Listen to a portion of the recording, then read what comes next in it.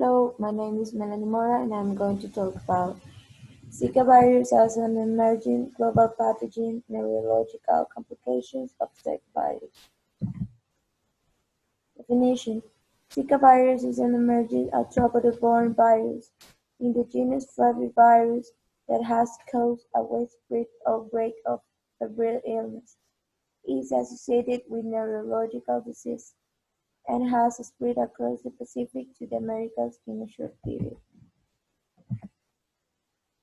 Applications in medicine: Recent data suggests that acute Zika virus infection in pregnant women may result in acute infection of fetal tissue and brain tissue, causing microcephaly and potentially severe debilitation of the infant or even death of the fetus. Cases of acute Zika virus are also associated with Guillain-Barré syndrome, with increased number of cases.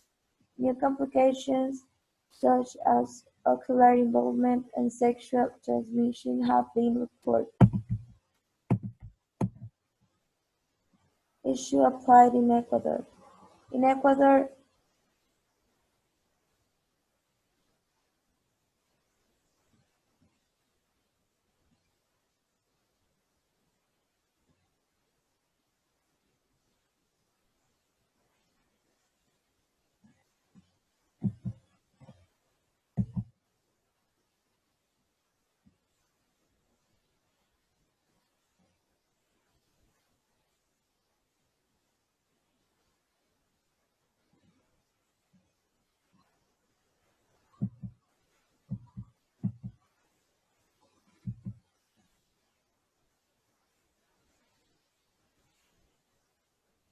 On February 1st, 2016, the World Health Organization declared a public health emergency of international concern over the Zika virus.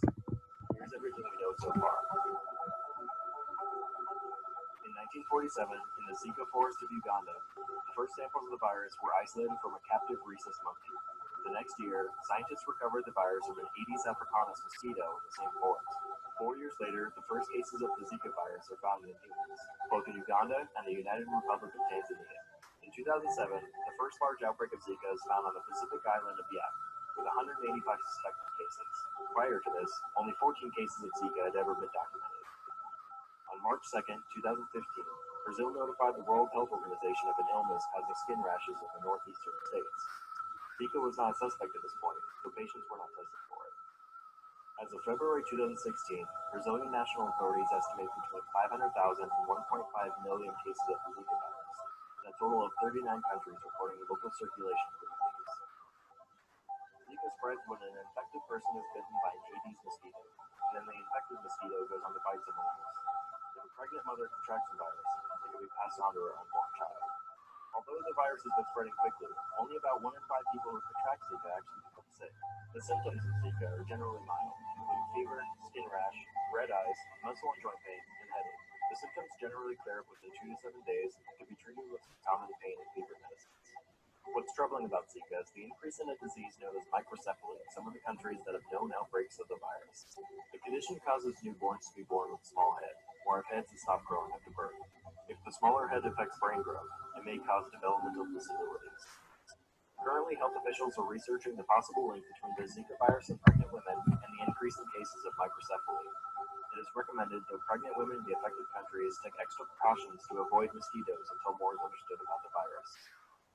The World Health Organization has drafted a $56 million strategic response plan to provide surveillance of the Zika virus, control the spread of the Aedes mosquitoes, and support vaccine research. And that's the bulk of what we know so far. A lot of research must still be done to further our understanding of the virus and take steps towards developing a cure.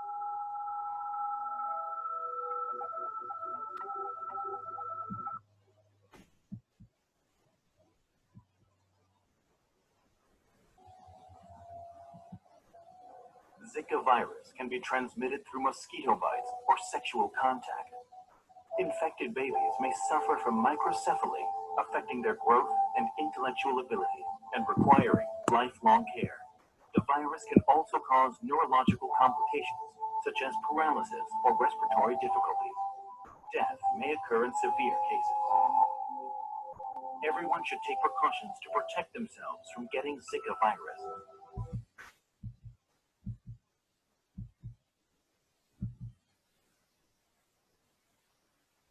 Health News now, and we continue to track developments on the mosquito-borne Zika virus. Health and Wellness reporter Sonia Azad joins us now with more developments today. Sonia? Yes, Cynthia, we are continuing to closely monitor the Zika virus, and we're asking a lot of questions because there are so many unknowns. We've talked a lot about microcephaly, which is that birth defect linked to Zika virus. Well, another disease we're hearing may have associations to Zika virus is Guillain-Barré syndrome.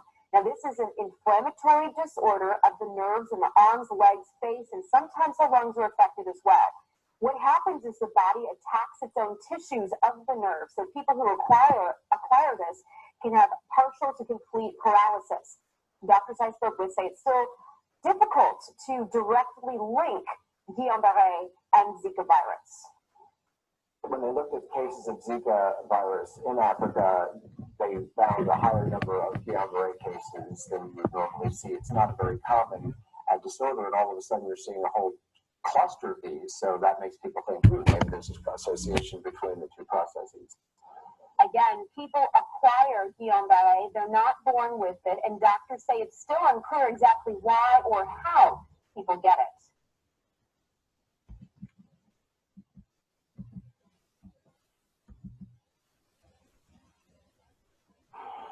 New Zika fears tonight have some scientists questioning whether adults could be harmed if they become infected. These researchers say it could directly impact the adult's memory. We hear the Zika warnings for pregnant women. We know Zika causes babies to be born with small heads and brain damage. But new research suggests adult brains could be at risk too. That's an area of the brain which is involved with memory retention. Experiments on mice showed Zika attacks learning and memory cells in the adult brain. Researchers speculate this kind of attack could cause major memory loss, similar to the effect of Alzheimer's. So you'll see it involved with things such as Alzheimer's disease, which is what some of the big hubbub is about. But Dr. Paul Damsky with Baptist Health Neuroscience Center says there is still to learn about the Zika virus. The concern is based on this type of study, might we in the future find some problems? At this point, it's really too early to tell. The big problem for researchers is that many adults who get Zika don't even know they have it, making it harder to study. Most of the time, Zika is not really detected in the person anyway.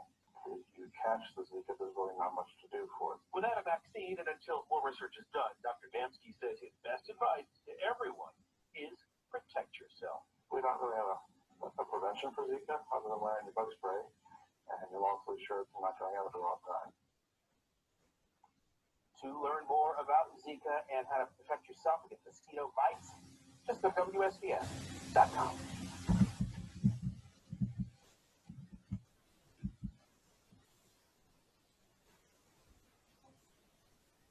My name is Mark Shakespeare, and I'm the president of the Federation of Science. I see as the world facing another part of Africa.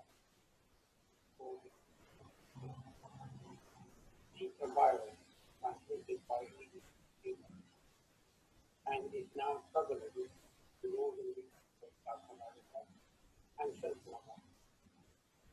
It's really found across the world. The illness itself is mild and by and large does not lead to major medical issues. However, the neurological consequences are great. Microcephaly, which has already affected thousands of people, is a major burden and will lead to lifelong major convulsions associated with severe psychomotor retardation, and these consequences are lifelong. The other issue, which has been reported in many countries, is the noticeable increased number of those infected with a neurological condition called Guillain-Barré syndrome, which leads to paralysis in the neurological